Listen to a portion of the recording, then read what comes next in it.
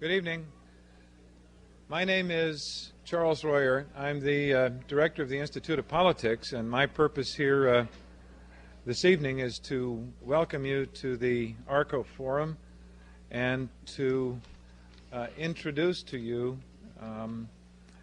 the person who will introduce our distinguished guest, who is coming to us near the end of a really busy celebration of Black History Month at Harvard. It's the first time that we are celebrating this month with events during the entire period.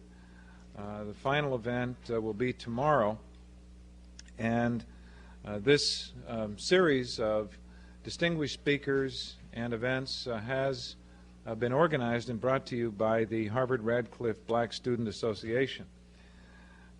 The president for 1989-90 of the Harvard Radcliff Black Student Association is Erica Marsh. She served as treasurer of that organization during 1988-89. She comes from Richmond, Virginia. She's also co-director of Phillips Brooks House's Call Prep program, a college preparatory program for primary and secondary school students. She's the 1990 recipient of the Career Expo Scholarship for making a significant contribution towards socioeconomic change for people of color. Erica and her colleagues are responsible for the organization of this extraordinary month of activity.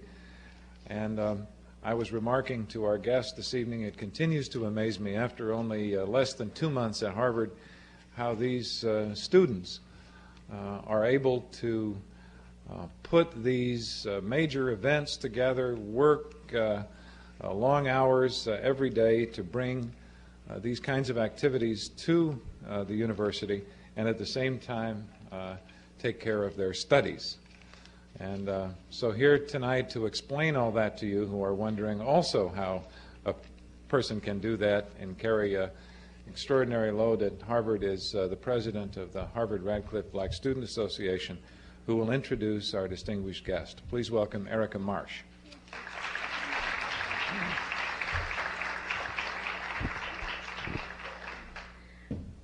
For the sake of time, I won't try to explain how we, the students, manage to balance academics and the planning of our Black History Month events, but I will tell you it has been worth every minute of work that we put into it.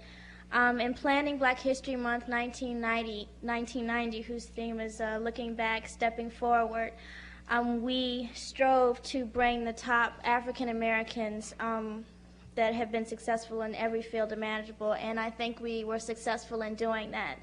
We have been proud to present Mrs. Eunice Johnson of Johnson Publications and the Ebony Fashion Fair, President Niyar Sudarkasa of Lincoln University, and Reverend Joseph Lowry of the Southern Christian Leadership Conference. Tonight we are even prouder still to present our special guest speaker, Mr. John E. Jacob. John Jacob is President and Chief Executive Officer of the National Urban League, Incorporated, the nation's most respected community-based social service and advocacy group. He directs an organization that serves millions of Americans through a structure encompassing a national headquarters in New York City, a Washington operations housing its government affairs and research departments, national regional service center, and affiliates in 113 cities. Mr. Jacob has been the president of the National Urban League since January 1st, 1982. Prior to that, he was executive vice president of the National Urban League, appointed to the post on February 1st, 1979, to oversee the daily operations of the organization. From 1975 to 1979, he was president of the Washington, D.C. Urban League, introducing a number of innovative programs, including the first comprehensive study of Black community needs. From 1970 to 1975, he served as executive director of the San Diego Urban League, where he vastly expanded the programs and services of that affiliate. Mr. Jacob began his Urban League career in 1965 as Director of Education and Youth Incentives at the Washington, D.C. Urban League, and served in a number of important administrative positions. A native of Houston, Texas, Mr. Jacob received his undergraduate and his master's degrees from Howard University. He has been awarded Honorary Doctor of Human Letters degrees from Old Dominion University, Fisk University, and Honorary Doctor of Law degrees from Lafayette College, Tuskegee University, Central State University, Florida International University, and Dominion College. He is included among Ebony's 100 Most Influential Black Americans, and Mr. Jacob is a recipient of the United Way of America's National Professional Leadership Award, as well as the 1989 Bayard Rustin Humanitarian Award. I'll let him speak for himself for the rest of the evening, but I'm proud to present, and please join me in welcoming our speaker for this evening, Mr. John Jacob. Thank you.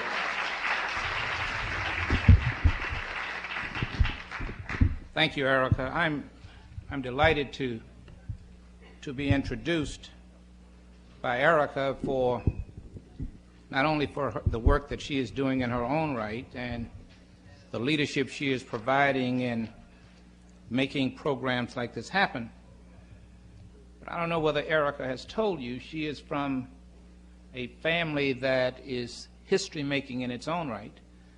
I'm always intrigued by young people when they are so nonchalant about who they really are. When I met her at the airport, I asked her where was she from, and she said, Richmond. And I said, oh, would you by any chance be related to Henry Marsh? And she said, yes. I said, what's the relationship? She said, he is my uncle. Henry Marsh was, I guess, the first African-American mayor of Richmond, Virginia. And that in its own right is historic, and I am indeed very pleased to be introduced by her. I'm also pleased to see the Institute of Politics director. The last time I saw him was in Seattle, where he was then mayor, and I am very pleased to know that he is settled in after 50 days at this great institution. I thank you all for coming to participate in this program. Black History Month program is an opportunity for blacks and whites to reflect on our past, on the struggles that brought us this far, and on the much more that remains to be done. Every year I get to attend Black History Month celebrations all over the nation, and it is generally a gratifying experience for me to see how people respond to the richness of African American culture and the proud heritage we have forged from a very difficult past. But it is also troubling, for I am disturbed about how little so many people, black and white, know about the African American contributions to our nation and the role of black people in shaping world histories. Few Americans know of the powerful black African influence on ancient civilization, of the highly developed black empires of medieval Africa, or of the multitude of black inventors, writers, artists, and statesmen of our own day. The knowledge gap is particularly disturbing when it appears among young African Americans. Because of the nationwide observance of the Martin Luther King Jr. holiday, most are familiar with key aspects of the civil rights movement of the 1950s and the 1960s. But relatively few are familiar with the major roles in that movement played by Whitney M. Young Jr., who led the National Urban League and was instrumental in getting corporations and government to change their ways. And few are familiar with the leadership of the NAACP of that period, Roy Wilkins, who mobilized that organization to challenge segregation in the streets and in the courts. Other important figures from the recent past are also neglected, although many are alive and well and still active in the struggle. One of the great inspirations of my generation was the late Jackie Robinson who broke the racial barriers of organized baseball to become the first African-American player in the big leagues. A man of courage and wisdom, he endured a barrage of racial slurs from fans and players alike until he shut them up with his outstanding performance. So it was disturbing to read that when a national magazine surveyed some 20 black players and asked them, quote, "What does Jackie Robinson mean to you?" end of quote, few understood his importance, and some, incredibly, knew next to nothing about him. 2 players, however, showed that they understand the need to know about our past and honor the people on whose shoulders we stand today. One said, quote, "Robinson is the reason I'm here today. Robinson gave us equal opportunity," end of quote. And Lee Smith of the Boston Red Sox said, and I quote, "If Jackie Robinson hadn't stuck his neck out for me, there would be no way I would be making over $1 million," end of quote. African Americans have made such extraordinary progress over the past 30 years or so because our forebears stuck their necks out to fight for equal rights, to demonstrate against discriminatory hiring, and to press for affirmative social policies.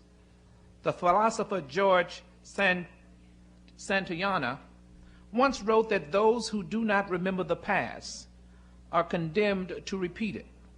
So those who seek equality today must know how our forebears, like Frederick Douglass, helped overthrow the slave system, how Richard Allen founded the black church, how John Russ Warren started the black press.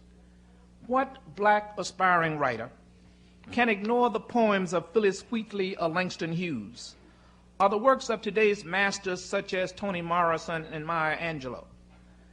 Our children today are stereotyped as not being capable of learning math and science, and some of their peers condemn them as being white for studying. They need to know that the black heritage includes people like Benjamin Banneker, who laid out the plans that became Washington, D.C., and Dr. Daniel Hale Williams, who performed the first successful open-heart operation. They need to know about a young man in South Carolina in the early part of the century who didn't graduate from high school until the age of 21, not because he was a slow learner, not because he was in a learning disability class, but because in those days in South Carolina, he was forced to work on a farm and go to school 3 months out of the year. Had he been able to attend school on a regular term, he would have graduated at the age of 15. But he went on from high school at age 21 to Bates College and graduated Phi Beta Kappa. He went on from there to the University of Chicago, where he picked up both a master's and a PhD. He was dean of the School of Divinity at Howard University and president for 27 years of Morehouse College. And while he was president, he graduated such men as Lerone Bennett of Johnson Publishing Company, Samuel Du Bois Cook, the president of Dillard University, Major Owens, the congressman from New York, Maynard Jackson, the mayor of the mayor of Atlanta, Martin Luther King Jr., and Dr. Reverend Otis Moss. Now, I'm talking about Benjamin Elijah Mays, and we should not know about the contributions made by Benny Mays and the men that he created through that institution called Morehouse. It is fun to know who the latest rap star is, but it's more important to know that black people created America's only original art music, jazz, and that Europe is dazzled by black opera greats like Leontine Price and Jesse Norman. We have been explorers who ventured to the North Pole like Matt Henson and to outer space like Dr. Ronald McNair. African Americans have a past rich in accomplishment. We have achieved much in the face of terrible ordeals and persecutions. Our history is full of people who overcame, who never let racism get in the way of fulfilling their ambitions, who never accepted the myths of those who would put us down. And those black heroes weren't just the names you read about in the history books either. Most of them never found their way into the textbooks. They were humble people, people who worked hard, raised families, and did what they could to survive and to lead lives of dignity and honesty. They aren't usually remembered in black history ceremonies because most people don't know that they made history, but they did. It was their strength and perseverance that led us this far, their dreams that set our goals, their courage that has to inspire us today. I'm talking about people like E.D. Nixon, who served as president of the Alabama branch of A. Philip Randolph's Brotherhood of Sleeping Car Porters, and who provided major leadership to the Montgomery, Alabama community before and during and after the Montgomery bus boycott. I'm talking about people like Claudette Colvin and Mary Louise Smith, two young ladies who refused to give up their seats on the bus in Montgomery before Rosa Parks. Or people like Fred Gray, who was the young African-American attorney who represented many of the civil rights cases in Montgomery and throughout the South. Or Septima Clark, who ran the citizenship school at her own risk during the 50s and the 60s, a school which turned sharecroppers and illiterate adults into voters. I'm talking about Mother Pollard, the old lady who was there when Martin Luther King Jr. was feeling low and alone and frightened, and on one of those nights when even Martin Luther King Jr. gave a bad speech. I'm talking about the Mother Pollard who called to Martin and took herself up to the front of that church. Mother Pollard, as she rose and drew a hush of recognition, and because of her age and seniority, automatically the right to speak. She said to Martin, according to Taylor Branch's book, Parting the Waters, "Come here, son." And King walked over to receive a public motherly embrace. "Something is wrong with you," said Mother Pollard. "You didn't talk strong tonight." "Oh, no, Mother Pollard," King replied. "Nothing is wrong. I'm feeling as fine as ever." "Now, you can't fool me," she said. "I know something is wrong. Is it that we ain't doing things to please you? Or is it that the white folks is bothering you?" Mother Pollard looked right through a smiling but flustered Martin Luther King Jr., and before he could say anything, she moved her face close to his and said loudly, "I done told you we is with you all the way. But even if we ain't with you, God's gonna take care of you." And with that, she returned to her seat. But Martin Luther King Jr.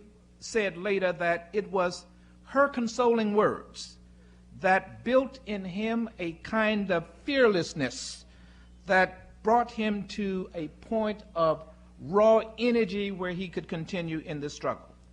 I'm talking about those kind of people, people who are just ordinary, plain people, but people who are as much a part of the achievements we have made and the pages of history we have written. Some of you may have seen the movie Glory. It illustrates what I mean about black and American history being made by ordinary people.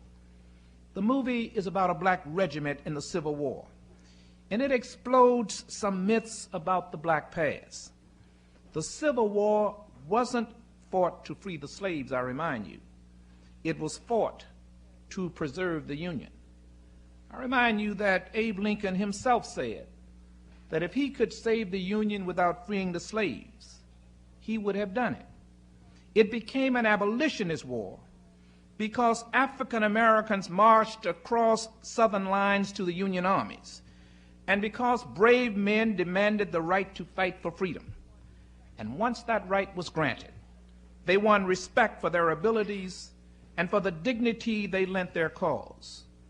The film tells the story of one of those units, the 54th Massachusetts Infantry. It led the assault on the heavily defended Fort Wagner and took terrible casualties in the battle. And the irony is that those African American soldiers gave their all to preserve the Union just days after New York was shaken by anti-draft riots by whites. Let me quote from a letter President Lincoln wrote about anti-emancipation forces. Quote, "You say you will not fight to free Negroes. Some of them seem willing to fight to free you." End of quote. Those Civil War units were segregated, with white officers commanding black soldiers. And America's armed forces continued to be segregated right up to the late 1940s. But today, the armed forces of the United States are led by an African-American commander, General Colin Powell. That symbolizes the remarkable progress we've made as a people and as a nation. Today, a black man is governor of Virginia, the capital of the old Confederacy.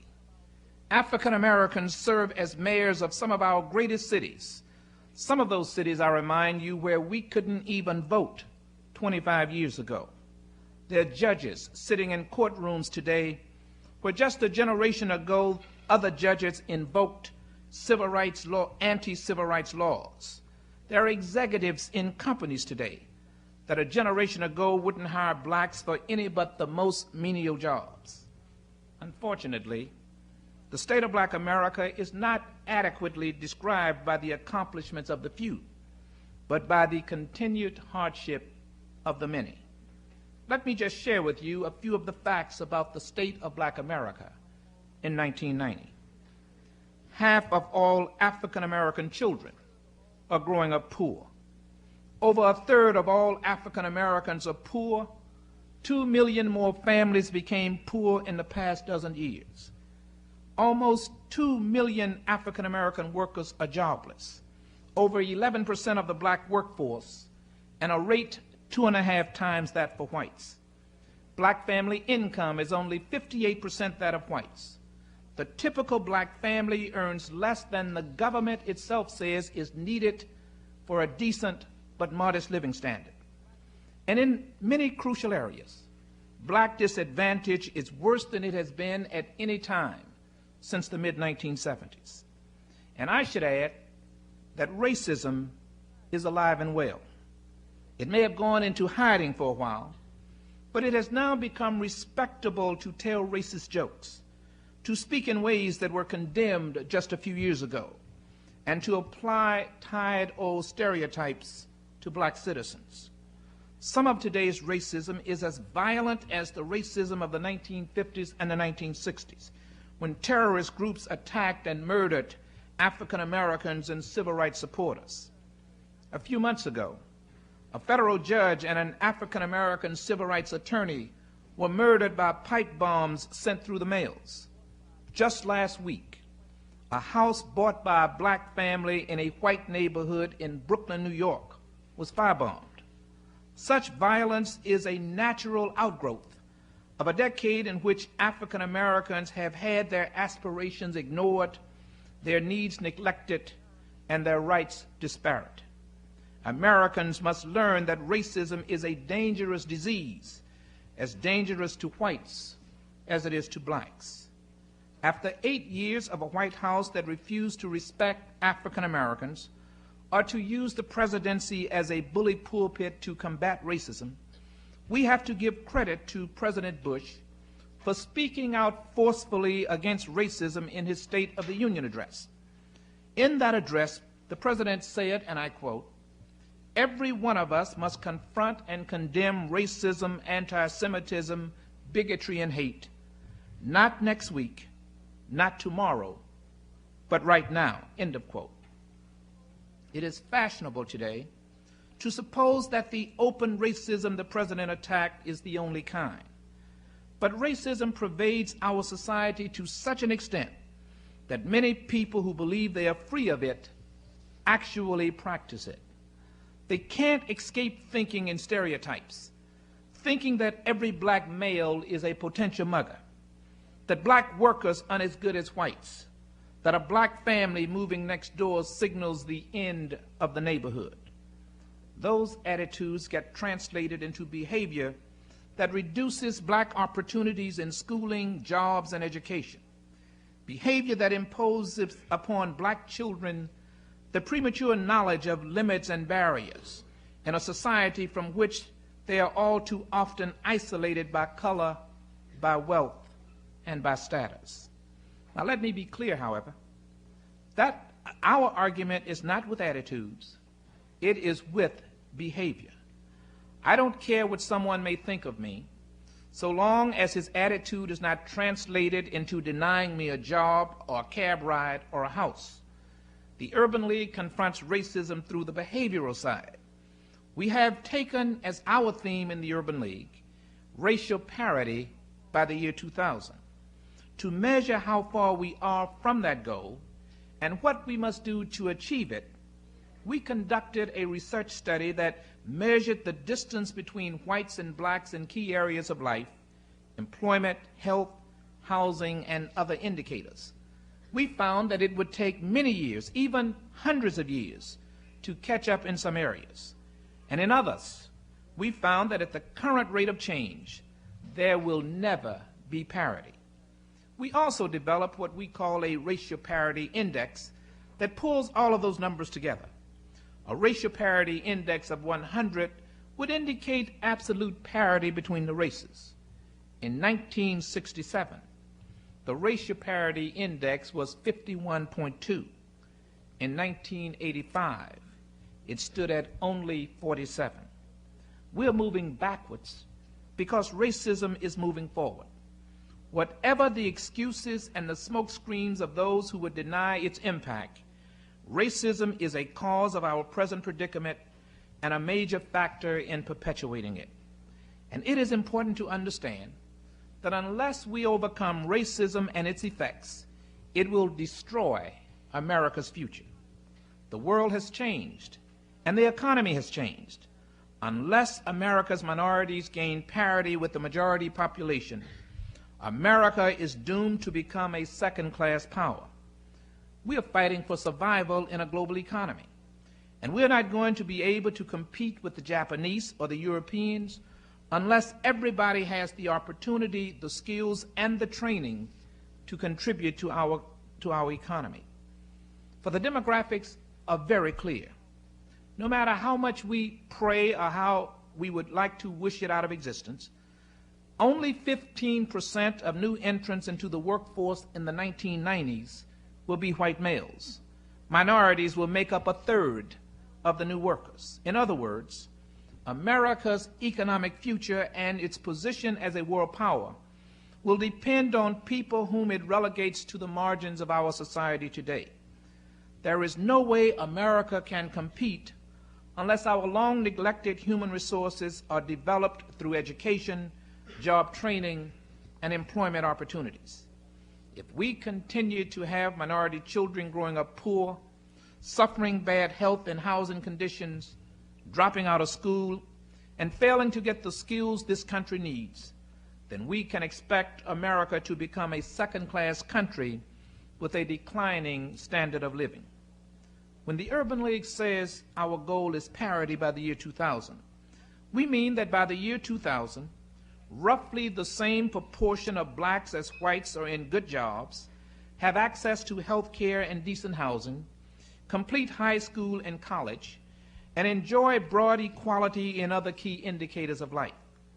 Parity means that African Americans shouldn't have unemployment rates 2.5 times those for whites, that our life expectancy rate shouldn't be 7 years shorter than those for whites, that the wealth of African Americans shouldn't be 10% of white wealth. And we most emphatically do not mean that white levels should come down to match ours, but that black levels should rise to match those enjoyed by whites. How do we get there?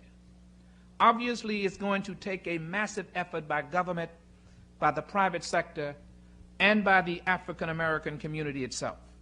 It's going to take radical school reform, corporate training and affirmative action programs, and a disciplined African American community that fights drugs and inspires its youth.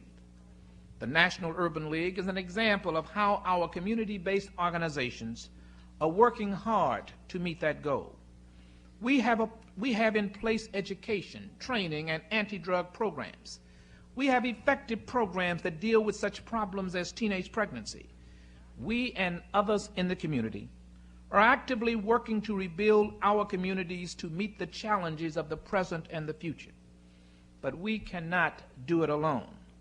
The success of our efforts depends on a national climate that gives our young people opportunity and hope, and that means federal programs that revitalize our cities and our neighborhoods. That's why the National Urban League has called for an urban Marshall Plan to do for our cities and our poor what America did for war-torn European cities and their unemployed after World War II. The end of the Cold War gives us an opportunity to implement peaceful revolution of progress in our own country. We spent $2 trillion in the past 10 years on defense because we were locked into a wartime mentality that now has no basis in fact. Both superpowers finally realized that their policies have been counterproductive. World leadership in the 1990s depends on economic strength, not on stockpiling weapons we can't use without committing suicide. And economic strength in this post-industrial world depends on developing our human resources. Our national defense expenditures can be drastically reduced to realistic levels. Some experts say that within a very few years, we could bring our defense spending down to half of what it is today, and that would free up roughly $150 billion a year. That is what has become known as the peace dividend. And we've been hearing a lot about how that really doesn't exist. Well, I cannot accept that. Elementary mathematics suggests that when you take 150 billion from 300 billion, you have 150 billion left over. What you do with that 150 billion becomes a test of political wisdom. The National Urban League supports using the peace dividend for deficit reduction and for funding a national urban Marshall Plan that revitalize our cities and draw America's poor people and minorities into the mainstream. Assuming an ultimate annual peace dividend in the range of $150 billion, we suggest that up to 2/3 of that be applied to reducing the federal budget deficit. Economists suggest that would bring interest rates down to the 4 to 5% range, which would spark healthy economic growth, job creation, and increased tax revenues. The remainder of that peace dividend would be applied to an urban Marshall Plan. The urban Marshall Plan would tackle such deep problems as poverty, lack of access to health care, depression-level unemployment among minorities, a shortage of affordable housing, and others that rob us of the skills and energy of millions of people who can contribute to a productive economy. We also will have to pay the price for the past neglect of our infrastructure. Rotting roads, falling bridges, and broken water mains hurt the economy and the quality of life. An infrastructure repair component of an urban Marshall Plan will correct this while providing jobs and training opportunities for less skilled workers. There was a time when a good argument could be made for an urban Marshall Plan on the grounds of simple fairness and equity. That still holds true, especially after a decade of growing income inequality and escalating poverty. But in the 1990s, that solid argument is joined by one that transcends economic philosophy or class interests. It is simply that the U.S. will not be able to compete in this changed world unless it harnesses the productive energies of all of its people, most especially the core of its future workforce, young minorities locked into poverty and underachievement. I believe that we have a window of opportunity in the 1990s to forge ahead with great gains for all African Americans. A nation worried about its economic competitiveness will have to abandon its racism and include all of us, or it will slide into a decline that hurts all of us rich and poor, white and black. There will be those who say an urban Marshall Plan is a fantasy and racial parity is a distant dream. But this is the time I remind you of miracles. Who would have thought that the Berlin Wall would come crumbling down, that the Soviet Union would tilt toward democracy, that Nelson Mandela would be freed and would be negotiating an end to apartheid? But all of those things are happening right now. There is a worldwide movement of freedom and democracy, and the force of that movement will shake America as surely as it has shaken other nations. You have to play your part in bringing about racial parity. For you are the emerging African American elite of the future. You are getting the education and the skills to set the pace for the coming new century. You will confront a changing America, and you've got to help to change it even more. You will confront racism in a variety of its aspects, and you must be prepared to overcome it. Your forebears overcame slavery, oppression, poverty, and the Ku Klux Klan. They drank from fountains marked colored and had to ride in the back of the bus. If they could overcome those indignities, you can surely overcome today's lower barriers to achievement. Let me share with you something a good friend of mine once said. He is the late Frank Mingo, a pioneer in advertising who started one of the most successful black-owned advertising firms. Frank was asked how he made it across racial barriers, especially in a field that had so few African Americans. And Frank Mingo said the following: "There has always been racism, and there are always going to be racism. What you have to do is get around it. You can't use racism as an excuse. Black people can work their way through the system, and we don't give enough credit to those who do. The energy you spend complaining about racism is energy you could have spent trying to figure out how to work the system." End of quote. There's a lot of truth in that, and we have to work the system so it works for us. That's what Doug Wilder did in Virginia. It's what David Dinkins did in New York. It's what Reginald Lewis did to build a multinational corporate empire. And it's what millions of others did to win an African-American presence in America's mainstream. From college professors to union stewards, from doctors to computer technicians. African Americans will win parity through our own efforts by being better and smarter and more committed than others. We will win parity by never allowing personal success to allow us to forget our roots, to forget the brothers and sisters trapped in poverty and hardship, to forget those who never went to Harvard or Radcliff, who never even graduated from high school, who struggled for a crust of bread and a morsel of meat. We will win parity by fighting for national policies like an urban Marshall Plan that fight poverty, that open opportunities for African American poor people. And we will win parity by dedicating ourselves to working for an open, pluralistic, integrated society.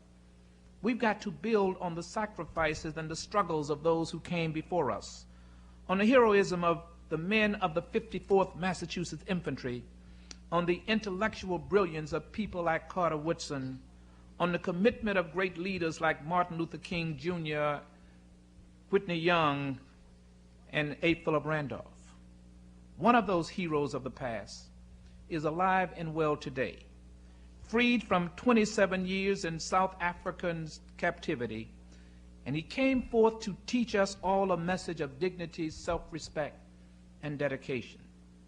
In 1964, Nelson Mandela was tried for the crime of treason, defined as advocating equality for white and black South Africans. What he told that kangaroo court is a message that still lives, a message we must take to our heart, a message we must live as he has lived it. Nelson Mandela said, "During my lifetime, I have dedicated my life to the struggle of the African people. I have fought against white domination, and I have fought against black domination. I have cherished the ideal of a democratic and free society in which all persons live together in harmony and with equal opportunities.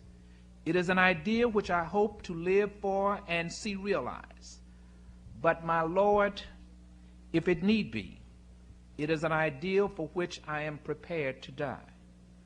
Let Mandela's credo be ours, and let us work together for an America that is an open, pluralistic, integrated society of equals for all. I thank you.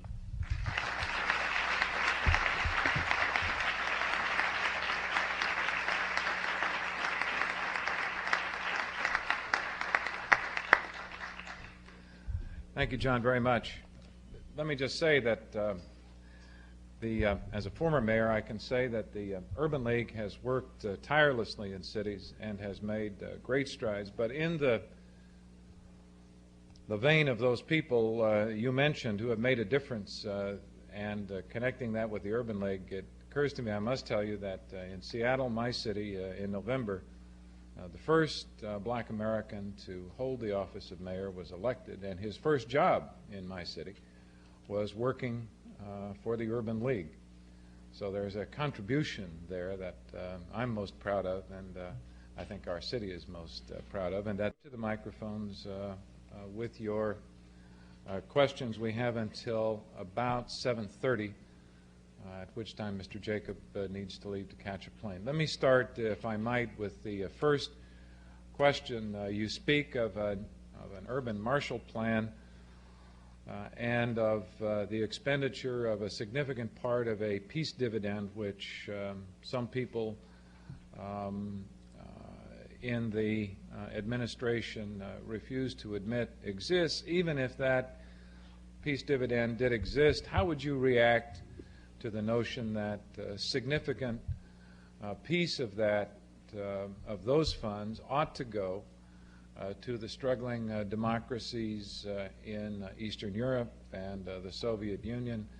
Today, in the aftermath of the election in Nicaragua, people in Washington, D.C. are talking about how to scrape together enough dollars on top of those dollars committed to Europe and the Soviet Union to finance necessary economic improvements in that nation, which is an administration priority. What is the response of those who would advocate for infrastructure, for significant expenditures in education here versus those global needs?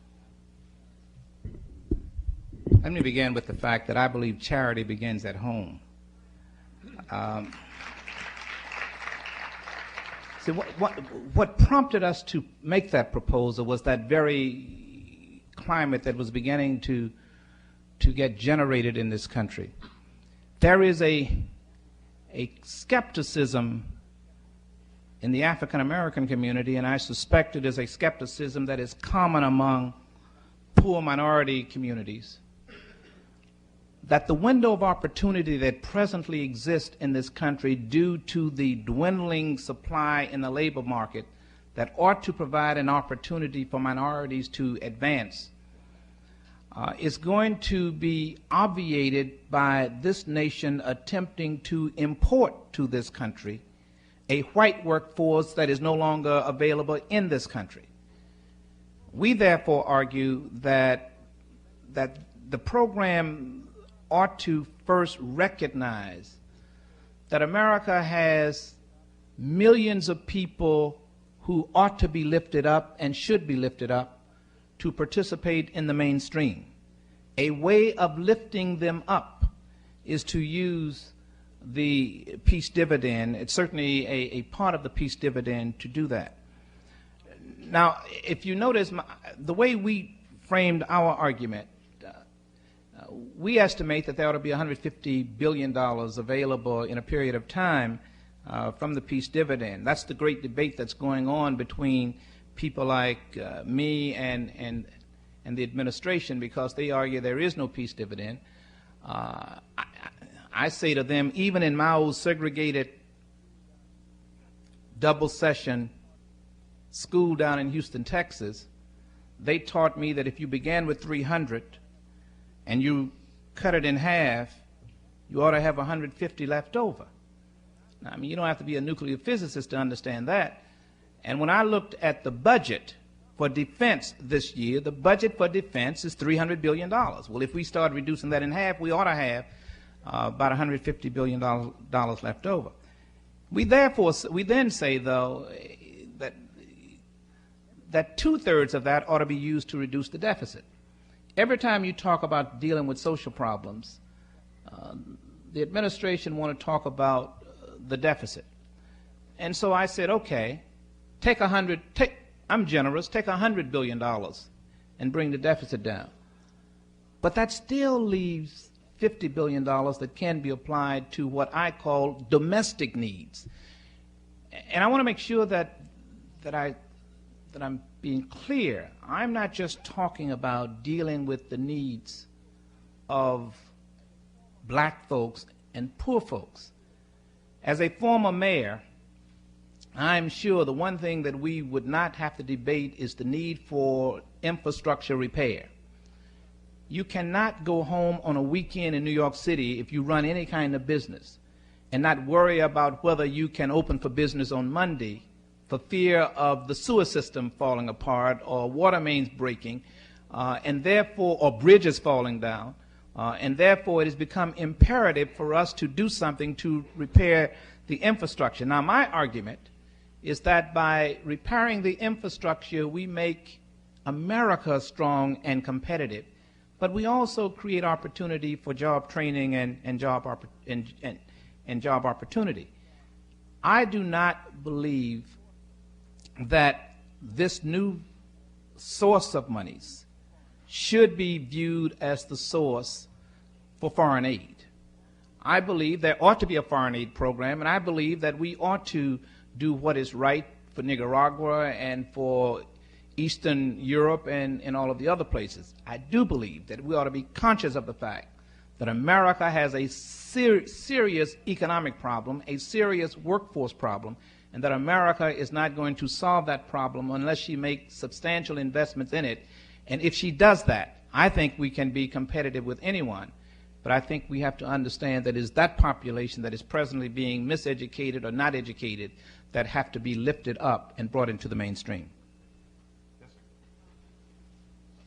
Could you please comment on the integration efforts of the past 30 or so years since the 1954 decision, and answer whether you think that I would argue that they have not worked for a great majority of black Americans and other minorities, which has led some, I think, including me, to start arguing in favor against integration and other desegregation efforts, and to start to going back to talk about strong community schools, so that you have so that it's okay to talk about all Latino schools or all black schools as long as they're good. Now, what I'm scared of is that if we go back to that, that we're in danger of going back to separate but unequal, which was the problem, I think, in the first place, or at best separate but equal, which I think is not helpful if we want to talk about integration as a way to overcome barriers of racism among people. Yeah. So I guess I'm looking for just a little bit of guidance here, or advice, or just your comment. Yeah, I think we need to, at least from my perspective, put in context what the strategy was for that whole effort to desegregate and integrate public education. It was very clear, and I'm a product of that era that lived in a segregated society and went to segregated schools. There is no question that there was a difference in the quality of the infrastructure of education during a segregated system. And so what the Thurgood Marshalls of those days argued was that in order to raise the quality of education, it was never because it was felt that black folks would learn better if they sat in the same classroom with white folks on the same day. That was not the issue. The issue was if they were in the classroom on the same day, they would get the same quality education. from the same person who was dispensing it at the same time. And therefore, it was felt that through that strategy, they would lift up the educational deliverable, and we would benefit from it. Now, there's no question, too, that we were convinced that integration was a way to do that. We were convinced that if we got in the same classrooms on the same day, at the same time, dealing with the same teachers, that we would get the same kind of results. We have always been a trusting people, and we did not think that once we got the laws and we got into schools, that there would be another strategy imposed by others to obviate that action. I believe that there is a value to integration. Let me begin with that. I believe in an open, pluralistic, integrated society. I believe that America is a place of diversity, and that we have to learn how to live together and work together and interact with each other, because that's where the strength of this nation comes from. And the fact that this nation is not being as effective as it ought to be is because we have not appreciated the diversity that we have and the strength that is in that diversity. Now, the truth of the matter is that schools are probably more segregated today than they were in 1954 when the Supreme Court decision was handed down. I don't think that meant that that was a bad decision. I think it meant that we have a lot of dishonest people in implementing the programs to carry out those decisions. And while I would argue that public education generally is not succeeding, I would also argue that public education in some communities is working very well. Now, it's not working very well in low-income and poor communities, and we would argue that it is not working very well in those communities because we have not made a commitment to deliver the kind of quality education to those communities that they ought to receive. I would not abandon integrated living and integrated education, but I accept your notion that it doesn't make any difference where you go to school. You ought to get a quality education. The education ought to be good whether you ever go to a school with other groups. Our government's commitment, government's obligation ought to be to provide a quality education that provides people with a competitiveness that will allow them to compete with anyone. But I believe that it is enhanced with the socialization of having diverse people, because education has to be more than what's in the textbook. Education has to be learning to live with your fellow man and learning to live with people of different ethnic backgrounds and religions and colors, so that we have to view education not simply in the context of 2 and 2 equals 4, but in the context of making people better and societies better and the world better.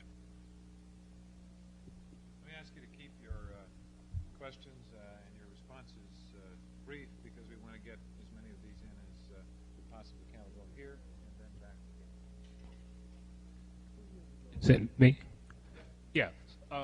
3 years ago, I left the U.S., went to Montreal, where I was followed by anti-terrorist units. And I Whether you were what? Followed by anti-terrorist Okay. units. And I proceeded to Paris, where I was chased around Paris, kicked out of the American embassy. And I didn't have enough money to make it all the way back to this country. And I made it to London, where I encountered Oliver North. Okay? Now, since that time, I have tried to find out why I was being chased and followed by Central Intelligence, etc. Okay, my point is this. Since that time, I have discovered that the U.S. are using aircraft that can maintain a fixed position in the sky silently, and has been spying on not only black leaders, but most likely people such as Senator Gary Hart. Could we have a question? Yes. Yes. I'm I mean, planning to get real quick. to my question. Real quick. Well, you know, like I have to do it like this. No, this is I have gonna be- discovered that No, this no, system this is capable No, of this- creating AIDS by microwaving Americans using lasers. This has been used against me on a daily basis. Okay, this I'm only system gonna- is this is- capable of producing any kind of weather. Right, this is going to be Believe like a it or talk not. show. I'm a new guy here, you know. Give me Right. a break. Okay. Okay, like let's have this your quick gentleman question took up and a about response. maybe 2 minutes or so for his. No, that's it. presentation. Either a question Like I or was that's hoping it. For the very same thing. And every day I'm followed in Harvard, Cambridge, and every other town by every Central Intelligence, National That's it. Security, etc. That's it. No question. My point is this. Thank you. We'll go right over here, ma'am. Ma'am, please bear with me, and we're going to have a question from you, sir. You're finished. That's it. Hello? Yes. Okay, perhaps this really isn't a question. Maybe this is just a little bit of information sharing. My name is Tanya Taylor, and this is Nikki Bird, and we're from Boston University. And we're representatives of a group of students called the National Collegiate Black Caucus, which basically, sir, is promoting exactly what the Urban League is promoting in terms of raising the awareness of the importance of education nationally. And basically, I have some information here to give you. However, we wanted to come over here tonight and perhaps share with you our concerns over at Boston University in terms of the importance of a national multicultural core curriculum and the necessity for African and Asian studies to be incorporated, not only to be taught in, I guess, isolated entities, but also to be incorporated within the American history, because we feel that African American history is an integral part of American history. Something else that we'd like to share with you, because we're across the river, and we'd like to let you know, is that you mentioned Nelson Mandela, and we are quite distressed over at Boston University because the acting president, Wessling, has made a statement about a superintendent at a public high school here in Massachusetts chose to use Nelson Mandela as a role model for the students. And he basically publicly came out and made a statement that her choice in using Nelson Mandela was an inappropriate choice. And basically, we are completely distressed, besides the lack of misinformation, or actually the misinformation that is coming out, not only in our isolated communities, but on a national basis. And we are organizing a panel discussion tomorrow, and we invite all of you from the Harvard community and from any other communities. And we just basically, we're very pleased to have you here, sir, and that our organization, the NCBC, the National Collegiate Black Caucus, is organizing for a national mobilization to D.C. And we're just pleased to have an opportunity to come and hear you speak, and to let you know that students nationally are hearing your call, and that we have, matter of fact, we have closely observed the document that you produce on education in the 1980s, which clearly demonstrates what has happened in education, to especially affecting people of color. And we're really pleased that we have you, and we have you as a resource. Thank you. Let me just suggest something too. I'm a firm believer that we got to do something to teach our own history. I'm a little nervous about. I think part of our problem is that we've been relying on other folks to teach our history to us, and as a result, we have not learned very much about African American history and about what we have contributed not only to this country but to the world. I think a project for college students, in my judgment, is to put together some heritage and cultural and history classes for young black kids. Do it with them on weekends in churches and community centers and urban leagues around this country, so that we can begin to create a body of knowledge and a feeling of significance among our own people from a black perspective. Right, and it's important that we have these role models. Going back to Nelson Mandela, I think that here in Boston, students from Harvard, from MIT, Northeastern, Boston College, Tufts, Boston University are actively starting to utilize mentoring and tutorial programs. In Northeastern, BU is actively involved in Saturday morning tutorial and mentoring programs. Good. And you're right. Good. It's very important that we take that responsibility and start to... Good. Thank you. Good. Joan? No. I'll take it when I leave. Yeah. Hi, John. Hi, John Joan. Wallace How Benjamin are you? from the Urban League of Eastern Mass. Hello. Hello. I'm sure you're aware of the Stewart case Yeah. and its effect on race relations here in Boston. Also, within the last 6 months, we've been confronted with violent and also not so violent acts of racism in a South Boston housing project, in bank and mortgage lending practices here in Boston, and also here in Cambridge at the Commonwealth Day School, in which a school of African American children were essentially moved out of Cambridge and back into Boston. I'm wondering if you have for us today some words of wisdom about how we might begin to sustain a sense of community, hope, and a future orientation in a city that is, you know, at least in the immediate, is confronted with some very, very serious issues affecting our people. I guess my first, Joan is the president of the Urban League of Eastern Massachusetts, and we are very pleased to have her providing leadership for us in this community. Joan, I would begin by saying, first of all, we keep the faith. And secondly, we understand that every day we have to get up prepared to struggle. That Boston and Massachusetts and Alabama and Washington and New York are places where every day we have to recognize that racism is so institutionalized that in many instances people don't even know when they're practicing it. And we have to challenge it every day, every place we find it.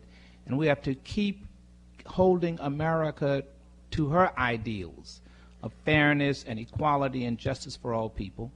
And that everyone must understand that this is not a job just for the Urban League or for the NAACP. This is a job that each of us must understand that we must engage in and participate in and work in every day. And if we don't, we are not going to be able to make the kind of progress that must be made. One more quick question. Oh. This is from BU. If you are interested in doing some stuff in education, please contact me at the League. Thanks. Yes, sir. The comment you just made. The issue of racism is alive and well, and especially for African Americans, we sort of know that. But it's harder for anyone who doesn't experience it to realize or believe that it's actually still out there. How do we fight racism when it's so hard to convince our counterparts that it is alive and well, and where do we start and how do we do it? Well, first of all, I went to meet with President Bush November, I guess it was, and his opening comment to us, this was the civil rights leadership went to meet with him. His opening comment was that I don't believe and I don't want to believe that race relations are getting worse. Well, I mean, he really doesn't want to believe it.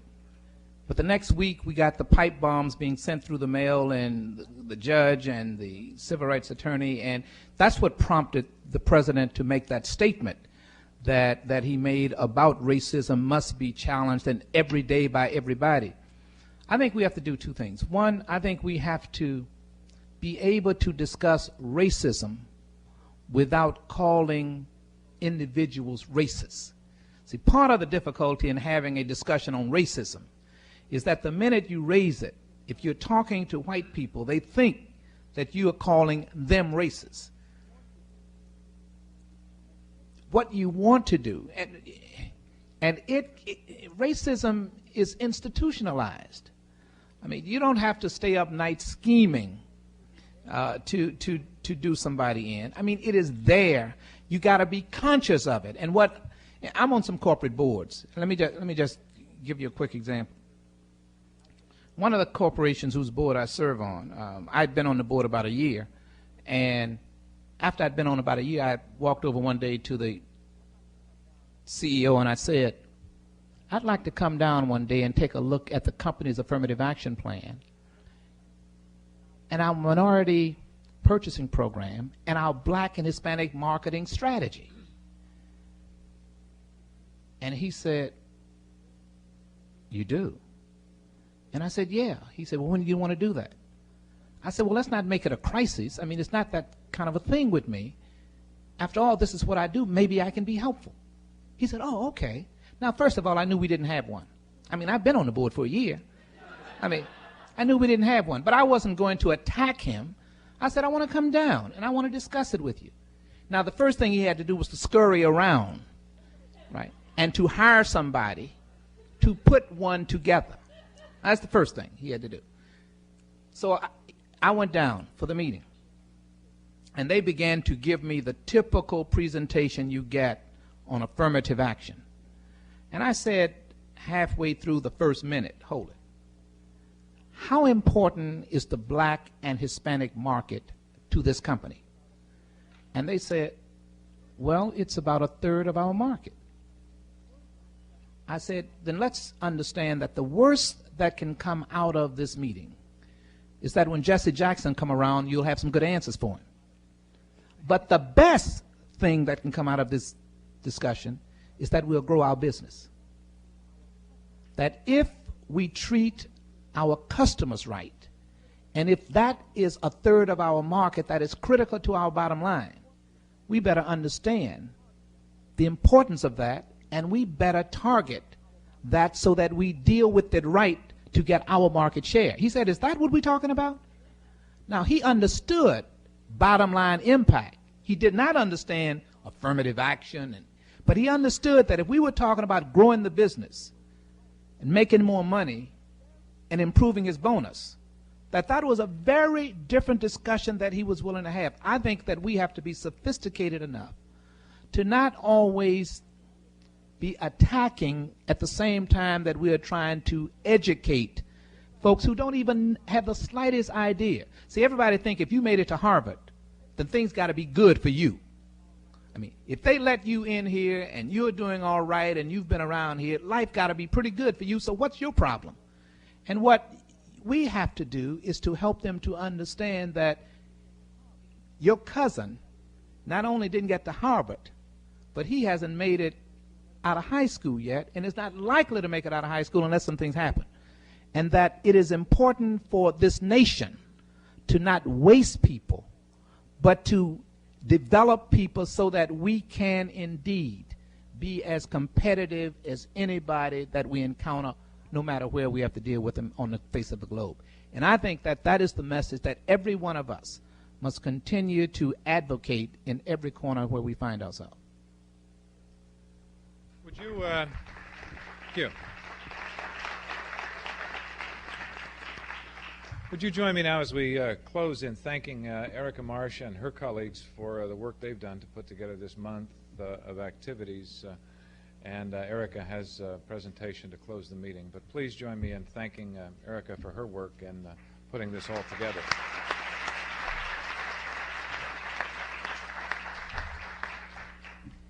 Thank you. Before we close, I'd also like to thank Mr. Royer and Ms. Jennifer Jordan and Dean of the Kennedy School for allowing us to use the ARCO Forum. I'd like to especially thank our speaker for his very inspiring messages. He talked about being condemned to repeat the past. He talked about sticking our necks out. He talked about taking some action. He talked about being sophisticated and having a discussion versus attacking. And I think that at least the students in the college, who I feel that I can speak for more or less, need to listen to that. And I think we're prepared to take what he has said and move with it. As students, many of us did not have to deal with racism or weren't aware necessarily of racism until we came here. And we have definitely been taught about racism by the Harvard structure, by the college, by the fact that there are 2 tenured black faculty members out of 387 in the Faculty of Arts and Sciences. So I think at this point I have been condemned to repeat that the past 2 years here, and at this point the students are definitely ready to go and have a sophisticated discussion with President Bach and Dean Spence.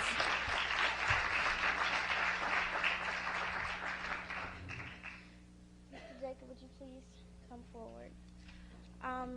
This year, the Black Students Association started a special program, we decided that it was important, very important, that young people begin to honor African Americans and Americans and people in general who have affected a positive change for the people of this country. This month we enacted our program, and we have presented a few of our awards. They're just not just, they're very important awards of gratitude, and we'd like to present only our third award given ever in the history of the Black Students Association to Mr. Jacob this evening. The award reads, "The Harvard Radcliffe Black Students Association extends the gratitude of its members to John Jacob, President and Chief Executive Officer of the National Urban League, for his innovative studies of the African American community, his exemplary leadership and commitment to public service, and his dedication to improving the welfare of all Americans." Awarded February 27, 1990. Thank you very much, Mr. Jacob. We hope you hang it proudly.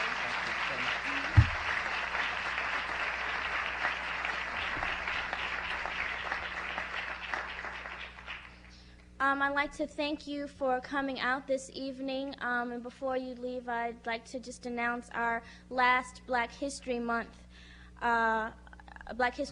event, not our last event on Black history, but this event will be tomorrow at the Harvard Faculty Club. We will have President Leroy Keith of Morehouse College coming and speaking to us at 6:30. We invite you all to attend, and I hope to see many of you there.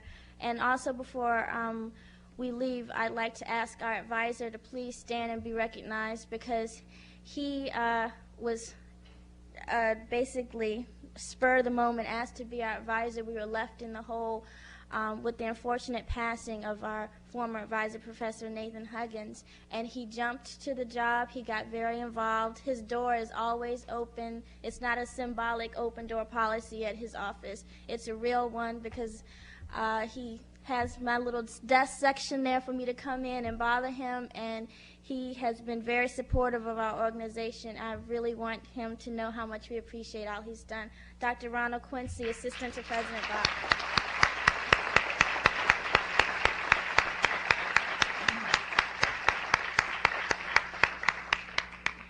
Well, that's the end of our program, and thank you for coming. I hope to see you all tomorrow night.